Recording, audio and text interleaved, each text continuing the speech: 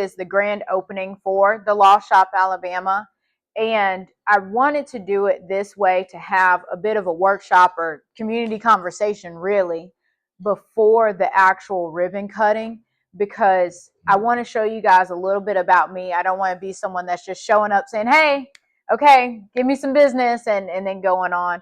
I really want to get to know you guys and give you guys the opportunity to know me and what I'm about. And so I'll be presenting on some things that are really close to my heart and really the why of what I do. And I'll start with really just some background about myself. And y'all let me know if these are okay to read. If y'all need, can't do too much about enlarging, but I tried to make it good, starting off. Great. So just a little bit about me. Born and raised from Mississippi, was a marketing major at Jackson State University. That's where I really got my start in community development, revitalization, social entrepreneurship. I worked for an organization there, the Center for Social Entrepreneurship, about just rebuilding communities and using business as a way to do that. And that actually is how I ended up becoming an integrative lawyer, which is just an attorney who looks at the holistic part of the legal practice. So if we're looking at business, we're not just looking at doing paperwork for people. We're looking at how you do it, what actually matters to you, and how we put those into your contracts, or how you handle disagreements and conflict and putting that into how you work, in addition to making sure you have your business structure in place. Let's see. And then these are just some other talks that I've done with at NYU as a speaker. We did the African Descendant Social Entrepreneurship Network a few years ago, in order to help people receive grants just by having their legal structure in place. Now, you guys are all familiar with business here, but just a little bit of background. We know we have our business life cycle, right? You got your formation when you're going from idea to getting your business formulated, founded, your early stage, your growth, your maturity. But then you have your actual pillars of your business. That's your customer service, your human resources, your customer relations, your information management, your risk and compliance. And a lot of people know about your 7 pillars and they're familiar with the business life cycle. But too often times businesses aren't putting those things together and really marrying it. And so when you have the different stages of the business life cycle, it's important to circle back to those pillars on a regular basis to make sure that businesses can thrive. And when we don't do that, unfortunately, we can end up with a stunted business. And when you have a stunted business, that means you're going to end up with a business that depends on one person or depends on just a couple key people. And then you have, clients and growth and things that want to take place, but it can't because it's too dependent and we can only stretch ourselves so far. So what we have is what's on the horizon and what that means when you have businesses that are too dependent on individuals. You have, right now, baby boomers are getting ready to retire or they're considering retirement. And there's a few different studies out there of what they're calling the great wealth transfer.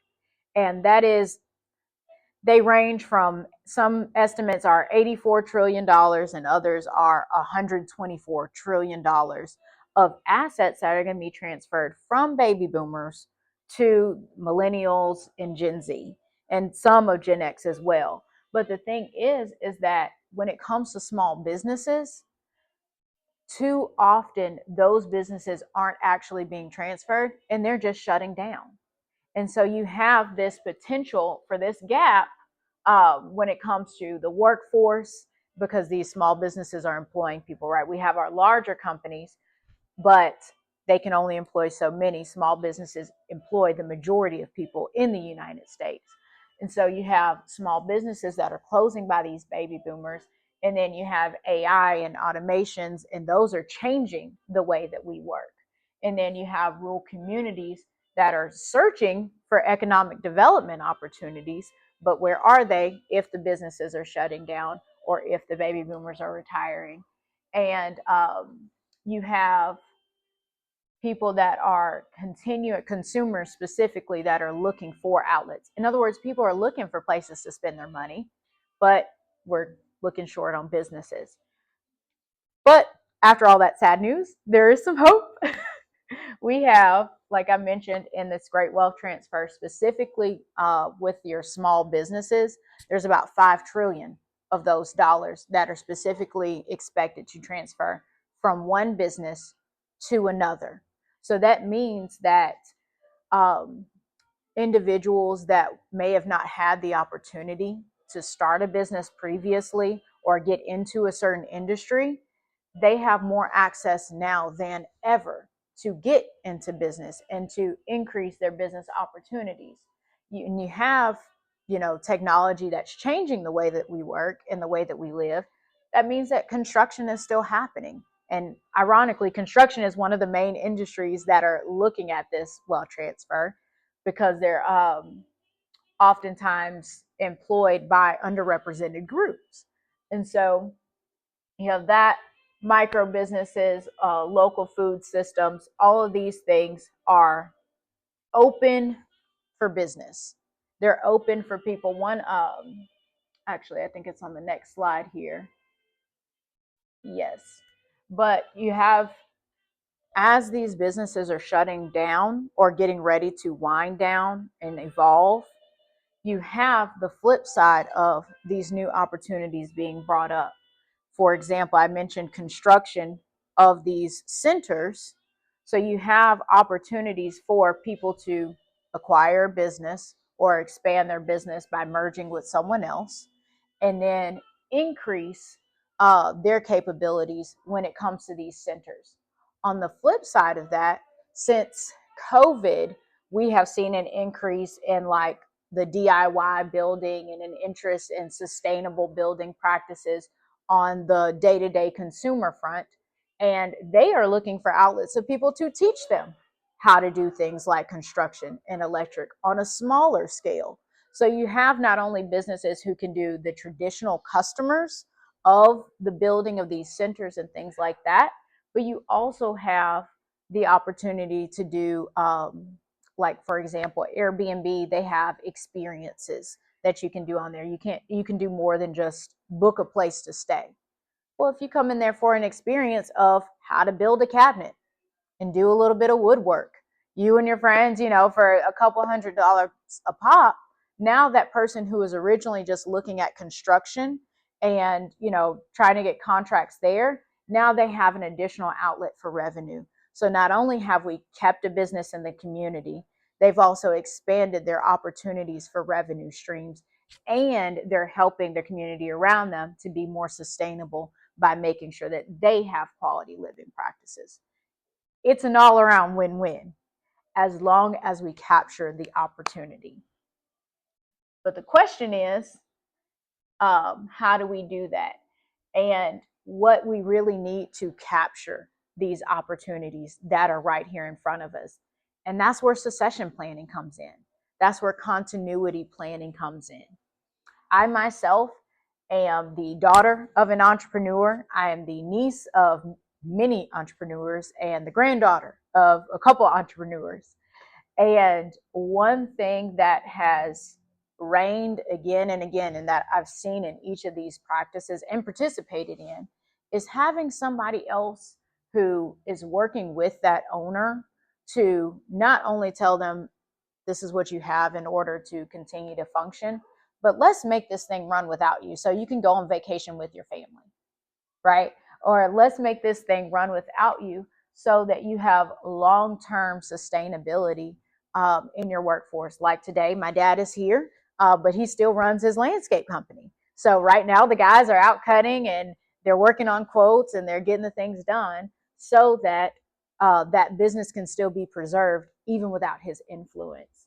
And so we need to have pathways for this, have resources for this, and have people in place that are like good attorneys that are willing to work with people to make sure that all of these things go. And mind you, I'm just now saying this, you guys are welcome to chime in at any point, by the way. I know I've been busting through here, but you are welcome to chime in.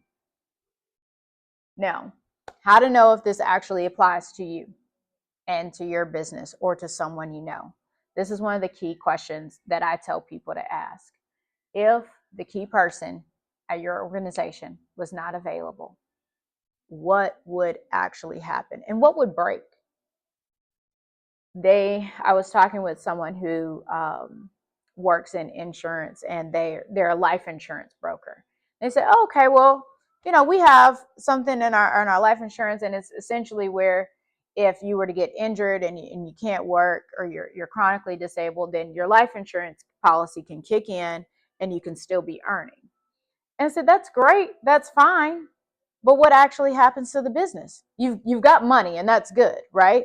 But if you got into business to help people, what a lot of people say, I want to help people, or I want to make people healthier, or I want to sell chicken, then what actually is going to be able to provide people with that same quality of service, with that same aspect of community service that you were having before? And if you're like, oh no, that's me, then we have to have some alternatives available. And and I will say this too. Some other ways that you can look through it is, what are your daily operations? What would happen to your vendor relationships, client communication, all those sort of things. And the reason why a lot of businesses have this like, oh no, that's me and that's a problem moment is because naturally organizations are just too dependent. They're too dependent on other people without the backup systems in place. Like I mentioned, if something were to go wrong, it's all good. If something were to go wrong, or even if you were on a cruise with your family, if you don't have your process for a client, a mess up with your vendor, and they sent in the wrong order. Okay, they sent in the wrong order. You don't want that wrong order to sit there for the next 3 months. If you have to go leave to take care of a family member, you need somebody who knows what to do. Or if you have to leave town for an emergency, and there was this huge bid available that could have doubled your revenue, within a year. Well, we just didn't know what to do about it, boss. And you were helping your family member, and we couldn't get a hold of you, so we just missed the deadline. I mean, those are opportunities for growth that we can't have. And so, and one last example I'd say about this, business growth is almost like, well, it's really reflective of growth in the human body. One example of that would be, there's a culture where they used to have it where your feet could only, it was a sign of beauty, you could say, like that, to have very small feet. And so what women would do is they would wear these super tiny shoes so their feet would only grow to a certain size. And what would happen is that their feet would stay small. And so even though the body is naturally designed to grow, if they didn't put the right things in place, they would only get so big. And it's the same way with our business. If we are not making sure that we have an infrastructure, even if it's just day-to-day operations, to make them survive for a week without you, then eventually your business is going to stop growing and shrink down to the size of the infrastructure that you have made it fit to.